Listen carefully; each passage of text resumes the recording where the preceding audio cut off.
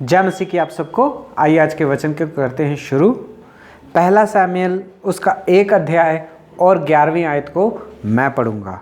और उसने ये मन्नत मांगी, है सेनाओं के यहोवा, यदि तू अपनी दासी के दुख पर सचमुच दृष्टि करे और मेरी सुधि ले और अपनी दासी को भूल ना जाए और अपनी दासी को पुत्र दे, तो मैं उसे जीवन भर के लिए यहोवा को अर्पण करूंगी और उसके सर पर छुरा फिरने ना दूंगी। पढ़े गए वचन पे आशीष करे प्रभु और हमसे बात करे, हमारी कमी घटियों को पूरा करे। आइए हम प्रार्थना करते हैं। प्यारे प्रभु जी, धन्यवाद, स्तुति और बड़ाई के साथ आपके चरणों में आके झुक जाके प्रणाम करते हैं। समय दिया उसके लिए भी धन्यवाद देते हैं प्रभु जी। पढ़े गए वचन पे आशीष करें, हमसे बात करें, हमारी कमी घटियों को प्रभु जी आप पूरा करें। जहाँ कहीं गिर गए प्रभु जी, फिर से उठा के एक बार हमें खड़ा करें प्रभु जी। आप नाम महिमा करने के लिए सहायता और मदद करें। मैं भी खड़ा हूँ प्रभु जी, मैं भी अपनी पवित्र आत्मा से भर के प्रभु जी बोल सकूँ प्रभु जी। इस विषय में सहायता और मदद करें प्रभु जी। हमारी प्रार्थना विनती को प्रभु यीशु मसीह के नाम से मांगते हैं, आमीन। पहला शमूएल 1 से लेके आज हम पूरा अध्याय ध्यान करने वाले हैं, लेकिन मेरे पास समय कम है, इसीलिए मैंने उसकी 11वीं आयत को पढ़ा है। आप इस पूरे अध्याय को पढ़ सकते हो भाई और बहनों। हमने जो आयत पढ़ा है उसमें ये लिखा है कि उसने ये मन्नत मांगी, है सेनाओं का यहोवा, यदि तू अपनी दासी को दुख और सचमुच दृष्टि करे और मेरी सुधि ले और अपनी दासी को भूल ना जाए, तो उसे एक पुत्र दे, तो मैं जीवन भर के लिए उससे तुझे दे दूंगी। हे भाई और बहनों, यहाँ पे हन्ना एक प्रार्थना कर रही है, परमेश्वर के घर में आके प्रार्थना कर रही है। और हन्ना कह रही है कि है परमेश्वर, मैं तुझसे प्रार्थना करती हूँ, सेनाओं का यहोवा, मेरे दुख की ओर देख, मेरी आंसू की ओर देख, तू मुझे भूल ना जा और मुझे एक पुत्र दे। और जब आप मुझे एक पुत्र देंगे तो मैं वादा करती हूँ कि वो पुत्र को मैं आपको ला के वापस कर दूंगी आपकी सेवा के लिए। हे भाई और बहनों, ये जो प्रार्थना है ये ऐसी प्रार्थना है कि जिसमें स्वार्थ नहीं था, बिल्कुल भी स्वार्थ नहीं है। पर हन्ना ने ये प्रार्थना की कि मुझे एक पुत्र चाहिए। हे भाई और बहनों, आज परमेश्वर इस वचन के द्वारा हमसे बात कर रहा है। हे भाई और बहनों, परमेश्वर ने माता पिता को सबसे अच्छा बहुमूल्य जो चीज़ दी है वो है उनके बच्चे। और जब परमेश्वर बच्चे देता है और बच्चों के साथ एक जिम्मेदारी भी सौंपता है कि उन्हें किस तरह से चलाना है। हे भाई और बहनों, कभी कभी बच्चे जो है बड़ी ही आसानी से मिल जाते हैं, मगर कभी कभी बच्चे जो है बहुत ही मुश्किल से लोगों को मिलते हैं। कभी कभी शादी होने के बाद में 1 साल के अंदर अंदर लोगों को बच्चे हो जाते हैं, लेकिन कभी कभी शादी होने के बाद में भी 10-15 साल बीत जाते हैं, फिर भी उनके जीवन में बच्चे नहीं होते हैं। हे भाई और बहनों, बच्चा जो है मिलना जो है किसी के हाथ में नहीं होता है, ये तो परमेश्वर की आशीष है कि जिसे ये बच्चे मिलते हैं। हे भाई और बहनों, जैसे परमेश्वर बच्चे देता है उसके साथ वो उसे जिम्मेदारी भी देता है। हे भाई और बहनों, यहाँ पे हम एक फैमिली को देखते हैं, हन्ना को और उसके पति को और उसकी दूसरी पत्नी को।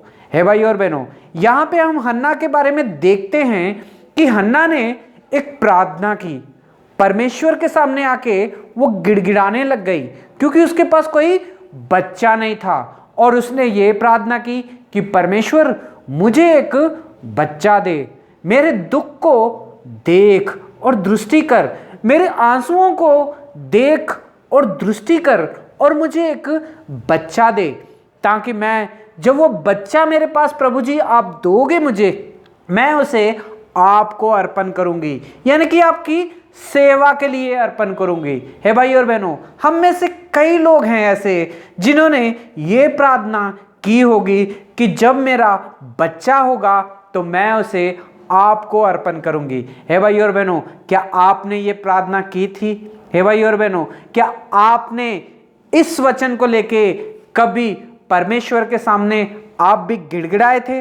या अगर गिड़गिड़ाए थे तो आज परमेश्वर इस वचन के द्वारा हमसे बात कर रहा है। हे भाई और बहनों, यहाँ पे हम देखते हैं कि हन्ना की कोख को परमेश्वर ने बंद करके रखा था, और जो हन्ना का जो पति था उसकी 2 पत्नियां थी, और पहली पत्नी का जो बच्चे थे वो तो हो गए थे, लेकिन हन्ना को कोई बच्चा नहीं था। वो हमेशा जो है हन्ना को चिढ़ाती थी और उसे भला बुरा कहती थी और उसे बांझ कहती थी। भाई और बहनों, जब हन्ना को उसकी हन्ना का पति की जो दूसरी बीवी थी वो उसे जब सताने लगी, जब वो उसे ताने मारने लगी, तब वो जाके परमेश्वर के सामने गिड़गिड़ाने लगी। है भाई और बहनों, आज परमेश्वर हमसे ये बात कर रहा है। आज परमेश्वर उनसे भी बात कर रहा है जिनके अब तक बच्चे नहीं हुए हैं। आज परमेश्वर उनसे भी बात कर रहा है जिन्होंने हन्ना की तरह प्रार्थना की थी। आज परमेश्वर उनसे भी बात कर रहा है जिनके बच्चे हैं। हे भाई और बहनों, कभी कभी बच्चे जिसे मिल जाते हैं उन्हें बच्चों की कीमत पता नहीं होती है, मगर जिन्हें बच्चे लेट मिलते हैं, प्रार्थना के द्वारा मिलते हैं, इन्हें परमेश्वर के दिए हुए वर और बच्चे की कीमत बहुत ही अच्छी तरह से पता होता है। काफ़ी लोग हैं जो प्रार्थना करते हैं कि परमेश्वर 10 साल हो गए हैं, 15 साल हो गए हैं, 20 साल हो गए हैं, मुझे कोई बच्चा नहीं है, मुझे बच्चा दीजिए। परमेश्वर के सामने बहुत सारी हम प्रार्थना करते हैं, गिड़गिड़ाते हैं। ये प्रार्थना इसलिए की जाती है ताकि और लोग जो मेरे सामने जिनकी शादी हुई उनके बच्चे पैदा हो गए हैं, उनके बच्चे बढ़ गए हैं, 10 और 15 साल के हो गए हैं, अब उनकी शादी भी होने वाली है, पर मुझे आज तक बच्चा नहीं है। हे भाई और बहनों, जब किसी का बच्चे नहीं होते हैं तो बहुत ही मुश्किल की बात है, क्योंकि बच्चे ना होना। हे भाई और बहनों, काफ़ी लोग जो है ताने मारते हैं उन्हें और कहते हैं कब होगा तुम्हारा बच्चा, कब खुशखबरी सुनाओगे, कब हमें लड्डू खिलाओगे, कब हमारे साथ, कब हमें तुम पार्टी दोगे अपने बच्चे की। अरे देखो हमारे बच्चे, देखो 1 साल में ही शादी हो गई, बच्चे हो गए, पैदा हो गए, स्कूल को जाने लग गए, कॉलेज भी जाने लग गए, अब तो उनकी शादी की उम्र हो गई है भाई, कहते हैं। हे भाई और बहनों, ऐसी कई बातें जो हैं जिनके बच्चे नहीं होते हैं उनको सुनी जाती है। हे भाई और बहनों, अगर कोई फंक्शन में जाओ या बच्चों का या कोई भी शादी का फंक्शन जाओ तो जिनके बच्चे नहीं होते हैं उन्हें आगे नहीं बुलाया जाता है और ना ही उन्हें वो सम्मान दिया जाता है जिनके बच्चे होते हैं। हे भाई और बहनों, ये कहते हैं कि ये तो बांझ है, इसको थोड़ा सा दूर ही रखो, हमारी नवी नवी शादी हुई है, हमारे बच्चे से दूर रखो इसे, कहीं ये हमारे बच्चे को नजर ना लगा दे करके। हे भाई और बहनों, ऐसे कई अपमान जो है सहने पड़ते हैं उनको जिनके बच्चे नहीं होते हैं। हे भाई और बहनों, आज हन्ना का जीवन भी बिल्कुल वैसे ही था। हन्ना भी बहुत ही अपमानित हो गई थी, अपमान सहा था उसने, और आके परमेश्वर के घर में उसने आके प्रार्थना की और परमेश्वर से कहा कि परमेश्वर मुझे एक बच्चा दे, परमेश्वर मेरे दुख की ओर देख, परमेश्वर मेरे आंसुओं की ओर देख, परमेश्वर तो मुझे भूल ना जा, मुझे भी याद रख। काफ़ी लोगों के मैंने ताने सुने हैं, काफ़ी लोगों ने मेरी बेइज्जती की है, काफ़ी लोगों ने मुझे फंक्शन में दूर रखा है, काफ़ी लोगों ने मुझे बांझ कहा है परमेश्वर मेरी दृष्टि कर, मुझे एक बच्चा दे। जब मुझे आप बच्चा देंगे मैं उसे आपसे वादा करती हूँ कि मैं उसे आके यहोवा को अर्पण करूँगी और आपकी वो सेवा करेगा। हे भाई और बहनों, हन्ना ने ये प्रार्थना की। हे भाई और बहनों, पर परमेश्वर ने हन्ना की प्रार्थना को सुना, जवाब दिया और हन्ना का एक बच्चा हुआ और उसका नाम सैमुएल रखा गया। हे भाई और बहनों, पर उसने परमेश्वर के साथ एक वादा किया था कि मैं अपने पुत्र को जरूर आके दूंगी परमेश्वर की सेवा के लिए। हे भाई और बहनों, इस बात का उसे पता था, इसलिए जब तक वो बच्चा छोटा था, सैमुएल था, दूध पी रहा था, तब तक वो अपने पास रखा उसने। लेकिन जब उसने दूध पीना छोड़ दिया, उसने परमेश्वर को किया हुआ वादा याद रखा और परमेश्वर को आके अर्पण कर दिया उस बच्चे सैमुएल को। हे भाई और बहनों, और हम सब जानते हैं कि सैमुएल परमेश्वर के घर में पला बड़ा और वहीं पे बड़ा हुआ और वो भविष्यवक्ता बना, आने वाले दिनों में सबसे बड़ा भविष्यवक्ता बना और परमेश्वर उसके साथ था। उसने 2 राजों का अभिषेक किया, पहला शाऊल का और दूसरा दाऊद का किया और सारे इजरायलियों का अगवाह बना और उन्हें सही मार्ग में लेके चलता था। ऐसा बच्चा परमेश्वर ने हन्ना को दिया। हे भाई और बहनों, आज परमेश्वर हमसे इस बात कर रहे हैं इस वचन के द्वारा। अगर किसी के बच्चे नहीं हैं तो नाराज़ होने की ज़रूरत नहीं है।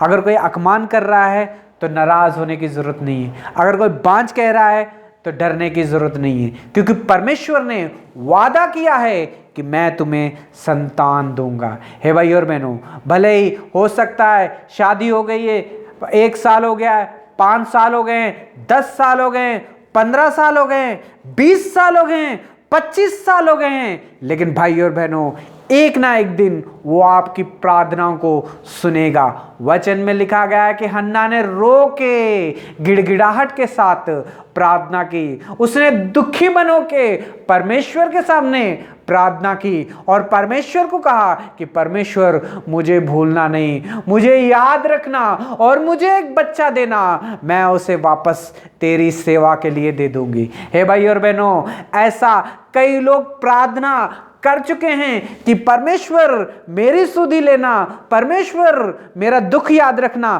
परमेश्वर लोग मुझे बांझ कहते हैं, परमेश्वर लोग मुझे अपने फंक्शनों में आने नहीं देते हैं, अगर बुला भी लें तो बहुत दूर रखते हैं और मेरी इंसल्ट करते हैं।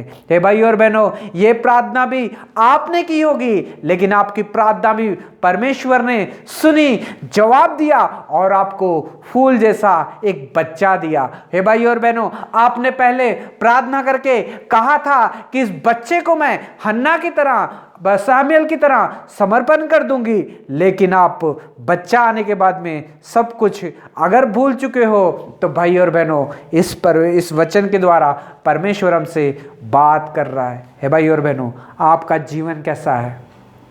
आपने प्रार्थना की, हन्ना की तरह दुख में होकर प्रार्थना की, रोते हुए प्रार्थना की, गिड़गिड़ाते हुए प्रार्थना की कि परमेश्वर मैं बांझ हूं, मुझे बच्चा दे दे। मगर जब परमेश्वर ने आपकी प्रार्थना को सुना तो आपने क्या किया? हे भाई और बहनों, काफ़ी लोग ऐसे हैं जो कि परमेश्वर के सामने आते हैं, गिड़गिड़ाते हैं, प्रार्थना करते हैं और अपनी सारे दुख परमेश्वर को दिखाते हैं, लेकिन परमेश्वर उनकी प्रार्थना को सुनता है और उन्हें बच्चा देता है। और बच्चा जब दे देता है तो भाई और बहनों, काफ़ी लोग परमेश्वर को भूल जाते हैं। हे भाई और बहनों, प्रार्थना आना, संडे के संडे चर्च को लेट आना शुरू कर देते हैं और पूछा जाता है, क्यों आप लेट आए? मेरा बच्चा की वजह से छोटा है, दूध पीता है, रोता है, इसलिए मैं लेट हो गई। चलो ठीक है, कोई बात नहीं। फिर पूछा जाता है, कॉलेज प्रेयर में क्यों नहीं आते, किसी घर में क्यों नहीं आते हो? मैं नहीं आ सकती क्योंकि मेरा बच्चा रो रहा था, उसे खाना खिलाना था, उसे दूध पिलाना था, उसे वो ये करना था। हे भाई और बहनों, फिर किसी के फंक्शन में जाना हो तो अपने बच्चों को लेके सबसे आगे चले जाते हैं। अगर किसी की शादी में जाना हो तो अपने बच्चों को लेके सबसे आगे चले जाते हैं। लेकिन जब परमेश्वर के घर में जाना हो, जब कभी मीटिंग में जाना हो या प्रार्थना में जाना हो तो तब बच्चे याद आते हैं, हमारे बच्चे रोते हैं। हे भाई और बहनों, आज परमेश्वर इस वचन के द्वारा हमसे बात कर रहा है। पहले प्रार्थना की थी कि परमेश्वर मुझे बच्चे दे, मुझे बच्चे दे, लोग मुझे बांझ कहते हैं। जब परमेश्वर ने बच्चे दे तब आपने प्रार्थना करनी भी छोड़ दी, आपने परमेश्वर की महिमा करनी छोड़ दी, आपने बाइबल पढ़ना भी छोड़ दिया, सिर्फ इसलिए क्योंकि परमेश्वर ने आपकी प्रार्थना को सुन के जवाब दिया और आपको बच्चे दे दिए, बच्चों के साथ आशीष कर दिया, लेकिन आपने प्रार्थना करना भूल गए। हे भाई और बहनों, आज परमेश्वर इस वचन से बात कर रहा है। जब बच्चे नहीं थे तब प्रार्थना याद आती थी, परमेश्वर के घर में हम टाइम से जाया करते थे, बाइबल पढ़ा करते थे, वचन सुनाया करते थे, लेकिन जब परमेश्वर ने हमारी प्रार्थना की, उन्हीं बच्चों की वजह से आज हम पीछे हट गए हैं। हे भाई और बहनों, और कहा था कि मैं इसे सामुएल की तरह परमेश्वर की सेवा को अर्पण करूंगी, उस बात को भी आप भूल गए। हे भाई और बहनों, आज परमेश्वर इस वचन के द्वारा हमसे बात कर रहा है। क्या आपने कभी परमेश्वर से वादा किया था कि मैं अपने बच्चे को धर्मी बनाऊंगा, मैं अपने बच्चे को सेवक बनाऊंगा, मैं अपने बच्चे को आपको अर्पण करूंगा करके आपने क्या वादा किया था परमेश्वर के साथ? तो आज परमेश्वर इस वचन के द्वारा हमसे बात कर रहा है।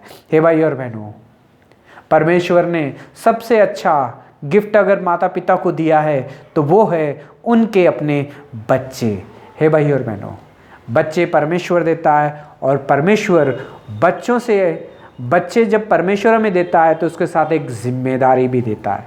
हे भाई और बहनों, आज परमेश्वर कह रहा है, आपने पहले तो हन्ना की जैसी प्रार्थना की, मुझसे सब कुछ ले लिया, लेकिन बाद में बच्चा पाने के बाद में आप परमेश्वर को ही अगर भूल गए हो, तो आज परमेश्वर आपसे इस वचन के द्वारा आपसे बात कर रहा है। एक बार आइए, फिर से एक बार आके घुटनों के बल आइए, परमेश्वर के सामने आइए, परमेश्वर से कहिए, परमेश्वर मुझे माफ़ कर दे, मैं वचन भूल गया था, याद नहीं रहा। लोग मेरी बेइज्जती करते थे जब मेरे बच्चे नहीं थे, लोग मुझे बांझ कहते थे जब मेरे बच्चे नहीं थे, पर आज सबके सामने मुझे आपने ऊंचा किया। लेकिन परमेश्वर, मैं आपको भूल गया, मैं संडे चर्च को टाइम पे आना भूल गया, लोगों के घर में मीटिंग जाना छोड़ दी, प्रार्थना करनी छोड़ दी, बाइबल पढ़नी छोड़ दी, परमेश्वर का वचन सुनाना छोड़ दिया, सिर्फ इसलिए क्योंकि मेरे बच्चे हैं। ओ प्रभु, ओ भाई और बहनों, आज परमेश्वर इस वचन से आपसे बात कर रहा है। जब बच्चे नहीं थे तब परमेश्वर याद आता था, अब जब बच्चे हैं तो परमेश्वर को आप भूल चुके हो। अगर ऐसे ही आपका जीवन भी है तो आपसे इसी वचन के द्वारा परमेश्वर बात कर रहा है। हे भाई और बहनों, हन्ना ने तो प्रार्थना की हन्ना ने तो मन्नत मांगी, है सेनाओं के यहोवा, अपनी दासी के दुख की ओर दृष्टि कर, सचमुच दृष्टि कर और सुधि ले और अपनी दासी को ना भूल। यदि तू अपनी दासी को पुत्र देगा तो मैं उसे जीवन भर के लिए तुझे सौंप दूंगी।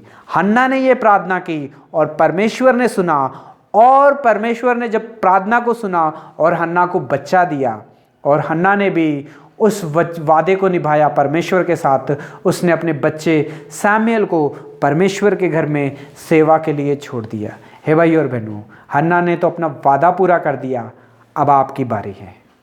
आप क्या कर रहे हो? आप परमेश्वर को भूल गए हो? तो आज परमेश्वर इस वचन के द्वारा हमसे बात कर रहा है। अगर आप परमेश्वर को भूल गए हो, इस वचन के द्वारा अगर परमेश्वर भी आपसे बात करता है, तो अपने घुटनों के बल आइए, परमेश्वर से माफ़ी मांगिए। प्रभु जी, मुझे दया करके क्षमा कर दे। जब मैं बांझ थी, जब लोग मेरे बेइज्जती करते थे, तो मैं आपके पास आई, प्रार्थना की, रो के गिड़गिड़ाहट के साथ प्रार्थना की।